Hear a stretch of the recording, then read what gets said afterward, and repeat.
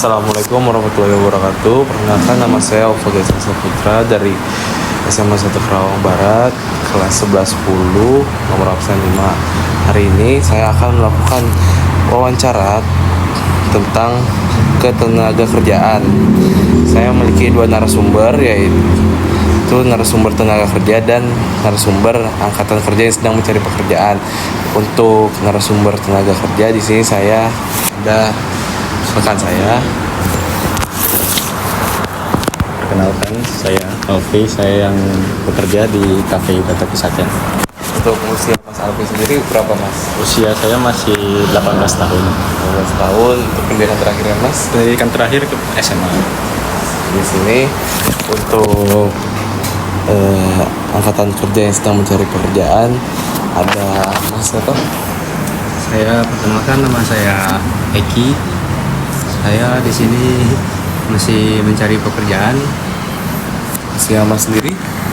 Usia saya baru 19 tahun. Untuk pendidikan terakhir? Pendidikan terakhir SMA. Oke. Di sini saya ada beberapa pertanyaan. Untuk yang pertama untuk Mas Alfi ya. Oke.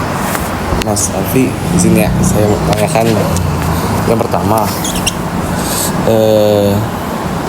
Bagaimana tenaga kerja mempersiapkan diri dalam mencari pekerjaan? Jadi bagaimana Mas Alfi mempersiapkan diri Mas mencari pekerjaan itu setelah lulus SMA? Jadi untuk mencari pekerjaan itu kita sudah belajar dari SMA, dari pelajaran PKWU. Kita diajarkan misalkan dari cara menata uang, pembelajaran dari cara mengelola bisnis. Nah, kita waktu keluar SMA itu kita memikirkan apakah kita yang akan kerja di orang lain atau kita yang memiliki usaha tersebut. Karena untuk memiliki usaha itu resikonya besar dan saya juga masih banyak kurang pengalaman ya. Jadi saya untuk cari pengalaman saya bekerja di orang lain sampai saat ini, dan saya mempelajari sesuatu yang baru itu ya untuk pengalaman kedepannya. Mungkin untuk kedepannya bisa jadi saya membuat usaha atau saya bisa juga menjadi seperti yang lebih baik lah daripada sebelumnya, mempunyai pengalaman yang lain. Oke. Tuh pertanyaan selanjutnya. Tantangan yang Mas hadapi saat mencari pekerjaan? Tantangan yang dihadapi itu bagaimana caranya kita mengadaptasi dengan pekerjaan baru. Misalkan kita mau ke pekerjaan A, yang pertama itu misalkan yang di A itu kita mau lebih ke yang mengelola mesin. Kita harus banyak belajar apa itu tentang mesin, bagaimana cara mengelola alat tersebut. Kalau misalkan kita mau di bisnis kuliner, kita harus tahu kayak komposisi apa yang harus kita jual untuk orang lain dan orang lain itu tertarik dengan dagangan kita. Kita harus memiliki punya dua sifat itu. Kalau misalkan kita mempunyai salah satu bakat tersebut di bidang-bidang tersebut, yang pertama itu misalkan kita di bidang mesin, boleh kita coba di bidang mesin itu kita lebih ahli untuk mengelola mesin atau apapun itu. Kalau misalkan lebih bakatnya kita meracik makanan atau misalkan kita bisa meracik minuman untuk dijual, berarti kita lebih ke yang bagian B itu. Jadi lebih mencari jati diri itu sendiri, bagaimana cara untuk kedepannya bisa menginovasi untuk orang lain juga. Oke. Selanjutnya solusi yang dilakukan dalam mengatasi tantangan tenaga kerja sampai akhirnya dapat bekerja. Jadi kayak tantangannya Mas kan pasti banyak tantangannya. Nah, solusi yang Mas lakukan gitu buat menghadapi tantangan kerja. Sebenarnya kalau untuk tantangan sih lebih ke kalau misalkan kita memasuki ke pekerjaan orang lain. Kita itu waktu masuk ke pekerjaan itu bukan hanya kita sendiri, kita juga bersaing dengan orang lain. Sebenarnya untuk tantangan tersebut lebih gampang, jadi kita harus lebih dari orang lain yang mau memasuki pekerjaan itu. Kalau misalkan kita lebih berbakat, kita lebih pandai, kita lebih berpengalaman, pasti dari yang HRD atau misalkan owner yang lihat itu pasti dia lebih tertarik pada kita daripada orang lain itu. Jadi kita harus lebih di atas dari mereka aja. Oke. Selanjutnya kalau boleh saya tahu bagaimana sistem upah yang Mas terima dalam pekerjaan? Kalau sistem upah itu kita seperti biasa orang lain lah ya. Kalau sistem kafe itu per bulan gitu. Karena ada juga pekerjaan yang bisa gajinya per hari, gajinya per minggu, per bulan, atau misalkan lebih dari itu, tapi jarang juga kalau misalkan gaji misalkan dari lebih dari sebulan sekali gitu. Yang paling normal sih yang saya tahu sebulan sekali. Nah, kalau sistem di kafe ini emang bisa sebulan sekali, seminggu sekali, atau per harian, tapi tergantung juga posisi yang dituju juga. Karena saya sebagai barista, saya mendapatkan gaji dengan sistemnya sebulan sekali. Oke. Terus Eh, ini pertanyaan selanjutnya, apa peranan dan fungsi upah bagi tenaga kerja tersebut? Jadi peranan seperti gaji itu untuk Mas sendiri gitu, bagaimana?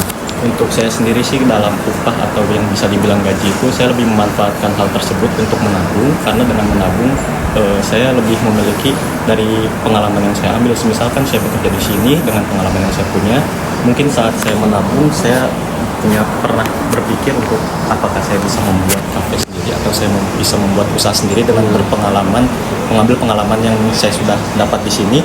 Semisalkan saya punya pengalaman tersebut dan saya sudah cukup untuk uang membangun usaha tersebut, mungkin uang itu bisa menjadi lebih besar karena kita mengelolanya dengan benar. Oke, dua pertanyaan lagi Mas. Selanjutnya, bagaimana cara atau upaya tenaga kerja dalam meningkatkan kompetensinya agar sesuai dengan upaya yang diharapkan? Kayak value diri Mas gitu. Nah, kalau misalnya value diri itu seperti yang saya rasakan, karena awal saya di sini itu saya sebagai barista biasa, jadi saya upahnya ya sesuai upah standarnya barista. Nah, karena misalkan saya sudah lama di sini dan saya bekerja terus menerus dan dilihat mungkin oleh owner, karena misalkan saya bekerjanya setiap hari lebih baik dan lebih baik, dan sampai sekarang jabatan saya yang darinya barista sekarang jadi manajer. Oke. Pertanyaan terakhir ya Mas, bagaimana peran perusahaan dan pemerintah dalam membantu tenaga kerja mengembangkan kompetensinya, seperti kayak peran bikin webinar atau seperti itu Mas? Misalkan bantuan seperti itu, mungkin kita bisa lebih bekerja sama dengan ilmu yang sama dengan kita tuju itu. Misalkan saya ini bekerja di bidang perkopian, Yeah.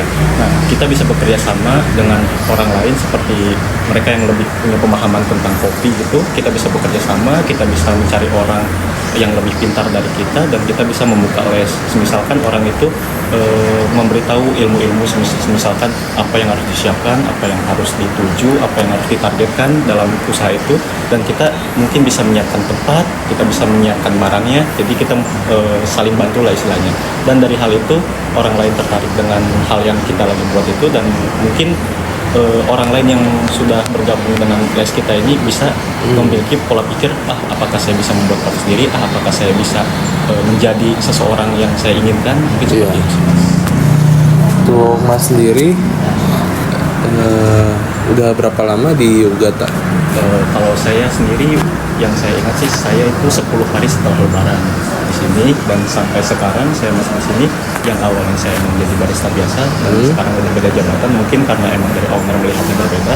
Yang seperti pertanyaan tadi Mas bilang kan ya, kalau misalkan kinerja kita lebih baik, mungkin owner bisa melirik lebih baik lah, dan kita bisa naik dari jabatan sebelumnya, dan itu menjadi keuntungan bagi saya sendiri. Oke. Ada ini nggak Mas, kayak kata-kata atau motivasi buat anak-anak muda yang buat semangat dari kerja, biar semangat dari kerja? Kalau misalkan kata-kata untuk anak yang mencari kerja gitu, sebenarnya cuma satu sih Mas dari saya, jangan malas. Iya. Oke, itu ya Mas. Makasih ya Mas. Selanjutnya kita akan bertanya ke angkatan kerja yang sedang mencari pekerjaan, yaitu Mas Eki di sini. Mas, di sini saya ada beberapa pertanyaan. Boleh saya izin bertanya? Boleh. Oke, untuk pertanyaan pertama, apa penyebab Mas sulit mencari pekerjaan? Jadi sebenarnya tuh yang bikin susah nyari pekerjaan tuh karena persaingan yang banyak, terus juga lowongan sama sesuai, maksudnya lowongan yang sesuai kemampuan dengan saya itu masih kurang. Karena dari pengalaman saya juga hanya cuma sekedar lulusan SMA, jadi masih butuh waktu lagi buat mencari pekerjaan yang cocok. Oke. Selanjutnya, bagaimana sih Mas kendala atau tantangannya gitu? Tantangannya sih macam-macam ya. Kadang juga kurang percaya diri pas interview, atau pernah juga gagal di tahap seleksi.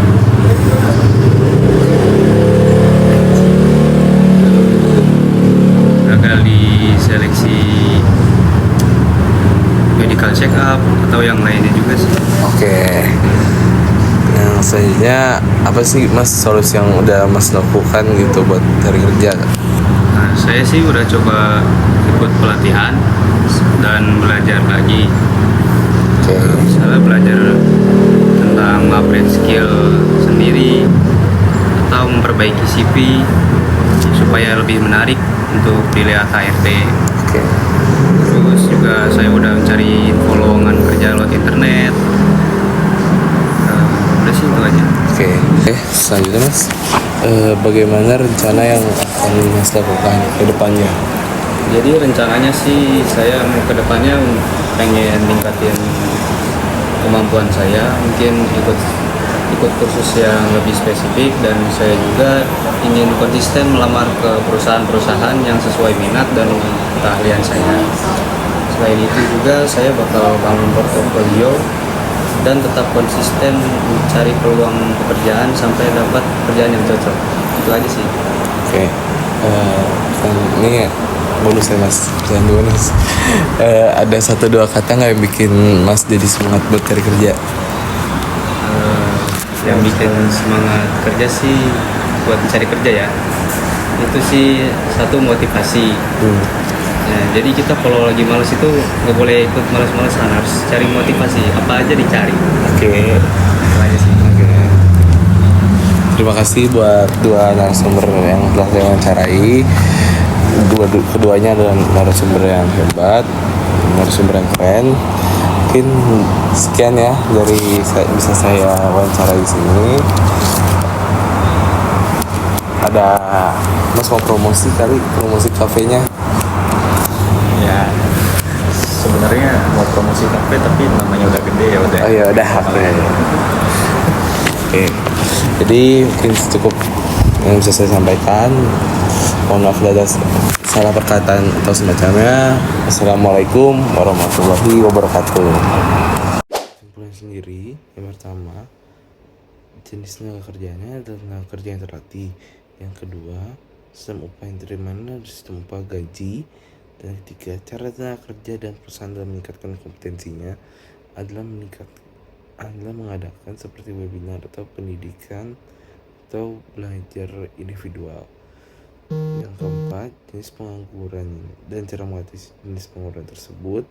Jenis pengangguran adalah pengangguran yang sedang angkatan kerja yang sedang mencari pekerjaan.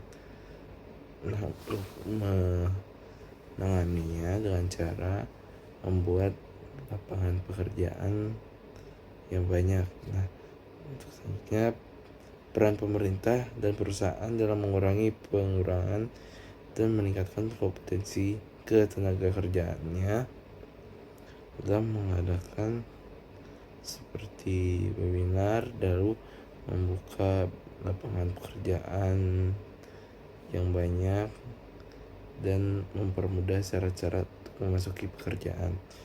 Yang pelajaran yang kamu peroleh untuk mempersiapkan diri di masa mendatang. Pelajaran yang saya peroleh adalah jangan malas, tetap berusaha, karena di era yang modernisasi ini untuk mencari pekerjaan itu sangat susah. Tips dan trik menurut saya untuk mempersiapkan diri di masa mendatang, menurut saya untuk mempersiapkan diri kita harus banyak belajar, lalu memiliki skill di luar akademik agar kita bisa dapat menyesuaikan juga dengan berbagai pekerjaan yang tersedia di lingkungan masyarakat. Sekian dari saya, mohon maaf bila ada salah kata. Wassalamualaikum warahmatullahi wabarakatuh. Terima kasih.